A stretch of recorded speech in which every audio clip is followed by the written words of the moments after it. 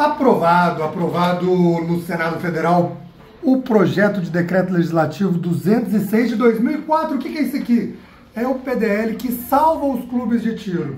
Tem 6, basicamente, artigos do decreto 11.615, aquele decreto que foi o primeiro que o Lula fez para acabar com o tiro esportivo de um modo geral, né? Restringir ao ponto que a gente não conseguiria nem sobreviver, mas, graças às articulações, graças ao alinhamento, sobretudo, né, os nossos parlamentares, agradeço a cada um deles, agradeço os deputados hoje que são, né, da oposição, que são os nossos deputados de direita, que são mais extremos, mais radicais, alguns criticam, falam que eles não ajudam tanto, mas atrapalham do que ajuda, mas agradeço demais o empenho, o comprometimento de cada um deles, mas agradeço especialmente o autor desse PDL, deputado Ismael Alexandrino. Por que tem se falado tanto e agradecido tanto o deputado Ismael Alexandrino? Porque ele é um deputado federal do Goiás que é da base do governo, ou seja, né, era para ser um cara de esquerda, mas ele é um cara 100% alinhado com a pauta armamentista, nas outras questões das ideologias dele não vamos entrar, porque também não vem ao caso nesse momento, mas é um cara extremamente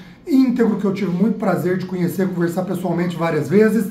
E na pauta armamentista o cara tem trabalhado demais, tem articulado e conseguiu com que esse PDL passasse primeiro na Câmara dos Deputados Federais, tranquilamente, né? Quando a gente fala tranquilamente é porque tem acordo com a base do governo. Vamos votar porque assim atende e vamos falar, vai agradar tanto a esquerda quanto a direita e resolve o problema dos atiradores e dos clubes de tiro, que eram os maiores prejudicados e são os maiores interessados que isso aqui aconteça. Por quê? Que nós, atiradores do clube de tiro, merecemos que a nossa atividade continue. Afinal de contas, o tiro é esportivo. Nós estávamos com representantes nas Olimpíadas, nós temos vários atletas e os clubes de tiro são locais onde gera muita receita, paga impostos para o governo e atende uma demanda da população que é de poder competir. Vou ler basicamente aqui, ó, os trechos que foram sustados do decreto.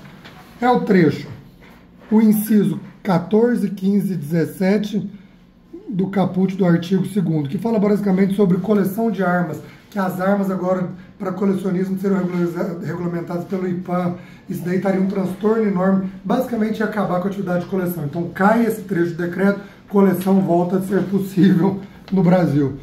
O inciso 2 do caput do artigo 12, que fala sobre as armas de pressão acima de 6 milímetros serem consideradas restritas.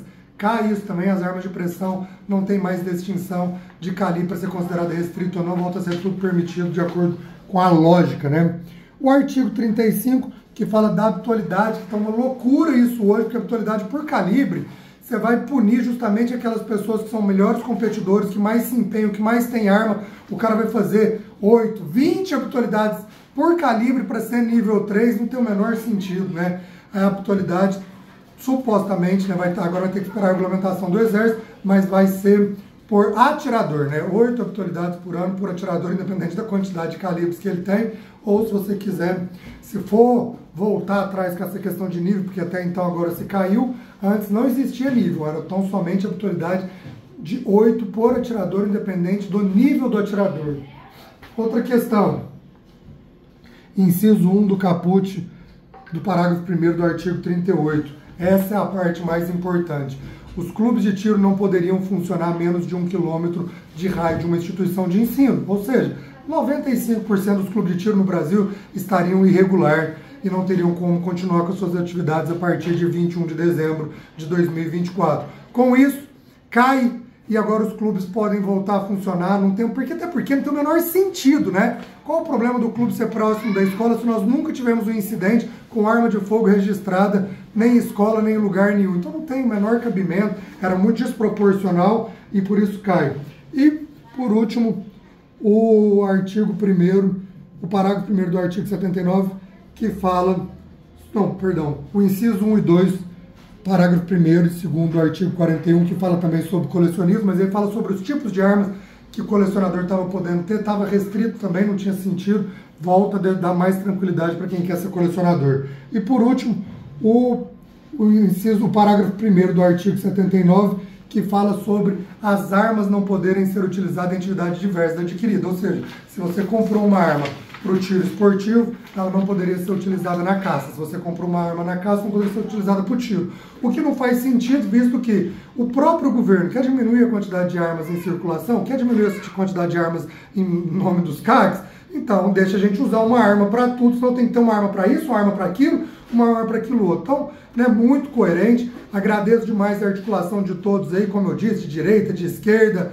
Aqueles que são a favor das armas têm o meu apoio, meu muito obrigado. E nós precisamos, pelo menos, e garantimos agora uma sobrevivência, né? Viva os clubes de tiro, vamos lá, vamos frequentar, vamos estar todo mundo junto, praticando e fomentando o nosso esporte, que é isso que é o importante. Valeu? Muito obrigado a todos.